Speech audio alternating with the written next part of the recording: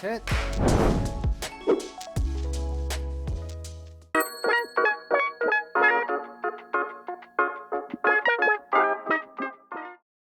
염색, 탈색, 그리고 특히 남성분들 요즘 많이 하시는 시술 다운펌 많이 하시거든요. 모두 두피에 좋지 않습니다. 화학적인 시술이기 때문에 이런 화학 성분들이 한번 시술을 하게 되면은 두피에 3개월 동안 잔류를 하게 되거든요. 하지만 보통 염색이나 이제 다운펌 같은 경우에 주기가 3개월이 넘지는 않으세요.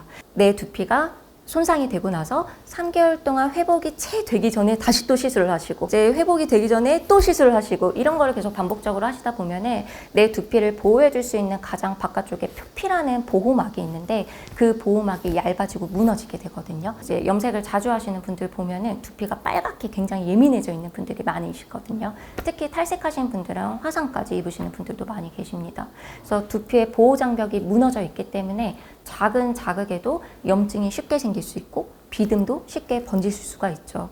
그래서 이렇게 염증이나 비듬 같은 두피 질환들이 계속해서 생기게 되고 모발이 건강하게 자랄 수 있는 환경이 안 되다 보니까 모낭도 손상이 되면서 모발이 얇아지고 탈모가 되는 경우까지도 많이 보실 수 있습니다.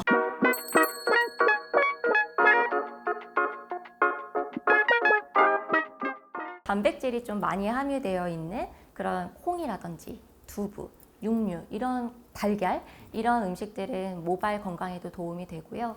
안 좋은 음식, 반대로 말씀을 드리자면 일단 술, 두피 열을 발생시키고 순환을 막기 때문에 술은 좋지 않습니다. 그리고 좀 매운 음식들도 두피 열을 발생시키고요. 그다음에 인스턴트 음식이라던가 우리 요즘 많이 먹는 배달 음식들도 이제 두피의 피지를 자극해서 유분감이 많아질 수 있기 때문에 조금 피해 주시는 게 좋습니다. 매운 음식 그리고 뜨거운 음식을 드시게 되면은 누구나 다 두피에 열도 나고 땀도 나실 거예요. 이런 부분들이 오랫동안 계속해서 반복적으로 되다 보면은 이런 두피 열도 모발에 이제 자극을 주기 때문에 모발이 약해질 수 있습니다.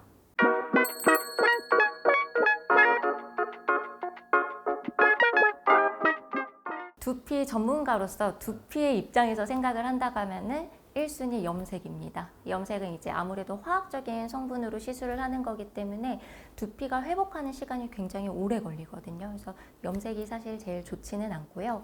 두 번째로 뽑는다고 하면은 스프레이 뽑겠습니다. 그래서 스프레이 같은 경우에는 굉장히 입자가 작기 때문에 이제 분사를 했을 때 모공을 막을 수 있는 확률이 굉장히 높아지거든요.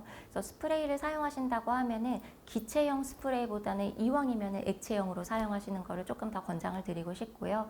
왁스 같은 경우에는 모발을 단단하게 굳히기 때문에 휴지기 모발, 빠져야 되는 모발이 빠지면서 엉겨 붙으면서 건강한 모발까지도 같이 견인되면서 빠지는 경우들이 있거든요. 그래서 사실은 참 좋지는 않죠. 나는 그래도 왁스 꼭 써야겠다 하시면은 조금 소프트한 왁스를 사용을 해주시고 왁스나 스프레이를 사용하신 날에는 저녁에 무조건 피곤하셔도 꼭 샴푸 해주셔야 됩니다.